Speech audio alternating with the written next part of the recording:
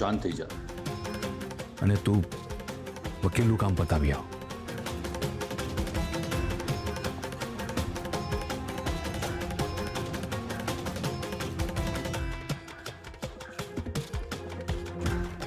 વર્ષાબેનના 2 miss call, કંઈ કામ હશે એમને.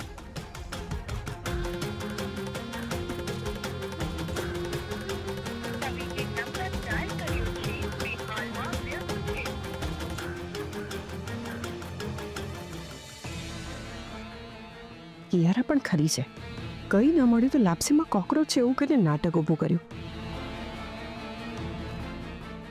ભાઈ ભાભી, આમાં સાચે કોકરોચ છે.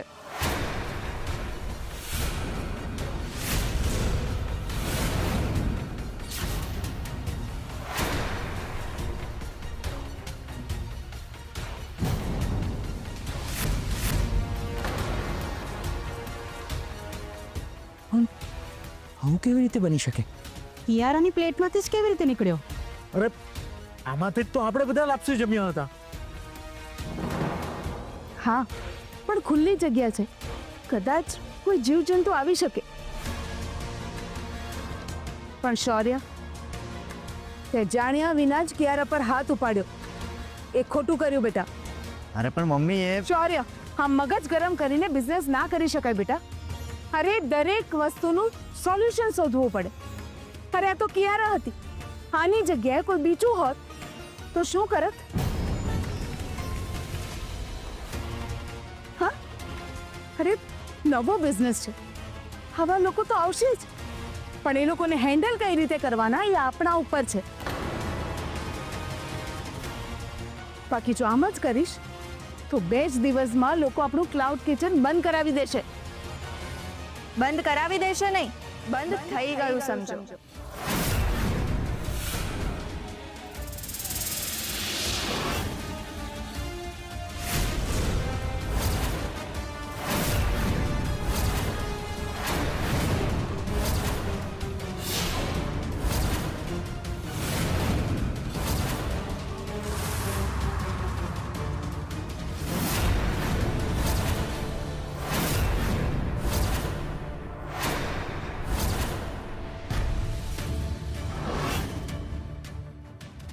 શૌર્યભાઈએ હજી સુધી મને ફોન કેમ નથી કર્યો?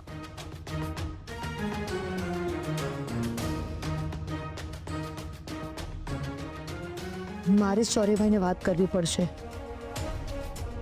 પણ ના, સાચવીને. જો આ વખતે કિયારાને શંકા જશે ને તો મારે અને મારા આદિને હા ઘર છોડવું પડશે.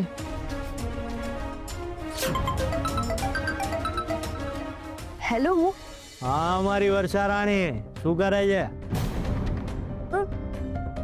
અમે લાગે છે મારી પાસે આવવાની બહુ ઉતાવળ છે.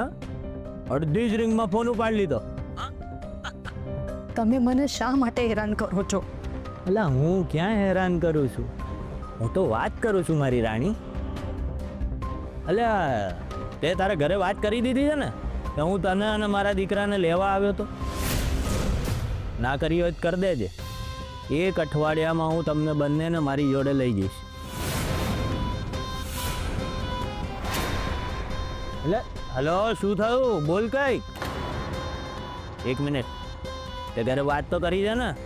ના. હા તો કરી દેજે ભાઈ. અને તો તારાથી વાત ના થતી હોય તો હું વાત કરી લઉં તાર પપ્પા જોડે. બોલ, કરું? ના, તમારે આવવાની કોઈ જરૂર નથી. હું તમને હાથ જોડું છું. હું મારી રીતે બધું જ કહી દઈશ. સારું, ચાલ તું તાર મેરેજ જોઈ લેજે, પણ 1 અઠવાડિયા પછી તું મારી જોડે હઈશ એ વાત નથી. તમે પણ એટલે તારું કેમ એમ જેમ તેમ બધું મોક. જો નહીં માને ને તો મારી જોડે બીજા 10 રસ્તા છે. વર્ષા, જમવાનું બન્યું કે નહીં? મને ભૂખ લાગી છે. હા બા, બની ગયું છે.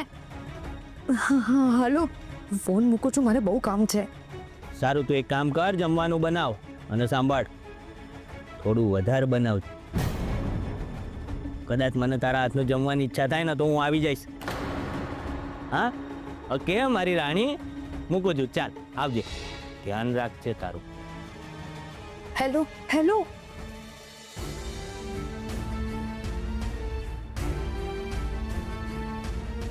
હે ભગવાન, તે આ માણસને મારા જીવનમાં મોકલીને કયા કર્મોની સજા આપી છે?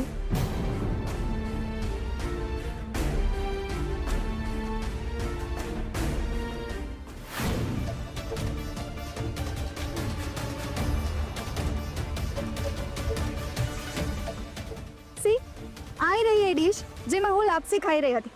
જુઓ તમે, જો જો જો. મેડમ, સૌથી પહેલા તમારા વિશે આપણા દર્શકોને જણાવો.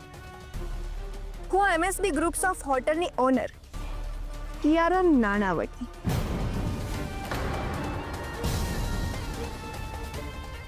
તમને આ લોકોના ક્લાઉડ કિચન વિશે કઈ રીતે માહિતી મળી?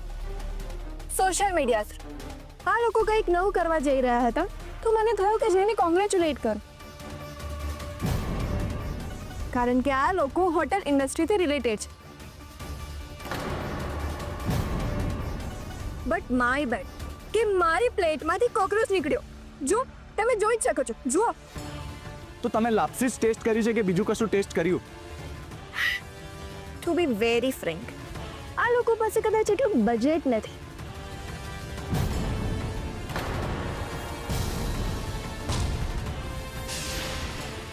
એટલે આ લોકોએ એક જ ડીશ બનાવી છે અને એ જ હું ખાઈ રહી હતી.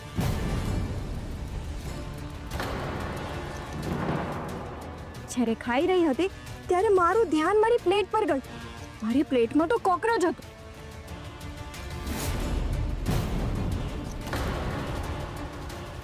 મારે કમ્પ્લેન તો નથી જ કરવી, પણ મને એમ થયું કે હું જણાવી તો દઉં. તો જ્યારે મેં જણાવ્યું ત્યારે એમના મને આ દીકરાએ પોતાની સામે જોરથી થપ્પડ મારી.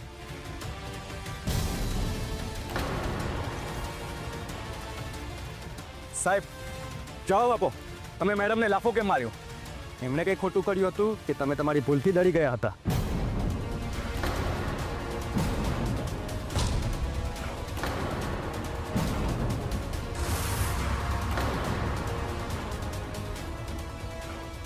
તો જોયું દર્શક મિત્રો, એક ક્લાઉડ કિચનના માલિક પોતાની ભૂલ સંતાડવા માટે ગ્રાહકને કઈ રીતે દબાવે છે. તો દર્શક મિત્રો, આવા પ્રકારના ક્લાઉડ કિચનમાંથી ઓર્ડર કરતા પહેલા 100 વાર વિચાર કરજો.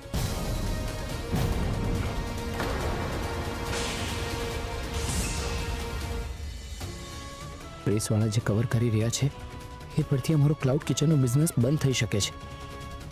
આ ન્યૂઝ અમારા બિઝનેસ માટે નેગેટિવ પ્રૂફ થઈ શકે છે. જુઓ પ્લીઝ, હું તમને બધાને હમ્બલ રિક્વેસ્ટ કરું છું, તમે પ્લીઝ આ રેકોર્ડિંગ બંધ કરી દો. એવું હોય તો આપણે શાંતિથી વાત કરી. અરે સાહેબ, તમે કસ્ટમરની વાત નથી સાંભળતા, અમારી જોડે શું વાત કરવા આવ્યા છો? ગ્રાહક તમારા ઈશ્વર કહેવાય, તો ઈશ્વર સાથે આવી રીતનું વર્તન કરવું કેટલી હદે યોગ્ય છે? જુઓ, અમને ખબર જ છે અને મારા દીકરા વતી હું માફી માંગુ છું. જુઓ મેડમ, અમારી માફી માંગવાની જરૂર નથી. તમે અમની માફી માંગો એટલું બહુ છે. કિયારા, અમારી ભૂલ થઈ ગઈ. સોરી. મમ્મી તું શું કામ માફી માંગે છે? જુઓ, હું તમને બધાને એટલું જ સમજાવવા માંગુ છું કે તમે પણ જ્યારે ઘરમાં ખાતા હશો ત્યારે તમારા ખાવામાં વાળ આવી જતું હશે કે પછી કંઈ પણ આવી જતું હશે, પછી તમે લોકો ઝઘડો કરો છો, હા, કે પછી આજુબાજુવાળાને કહેવા જાઓ છો. ઘરની વાત અલગ છે. ગ્રાહક જ્યારે બહાર જમવા આવે તો એ સારા હાઇજેનિક ફૂડ અને સારી જગ્યાની આશાએ આવતા હોય છે.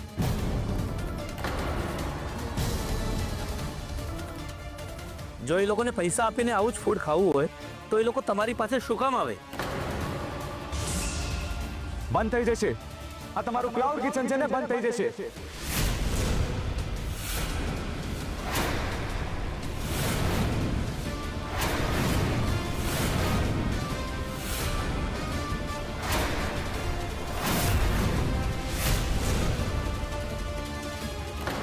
અમારે તો એ જ જોઈએ છે.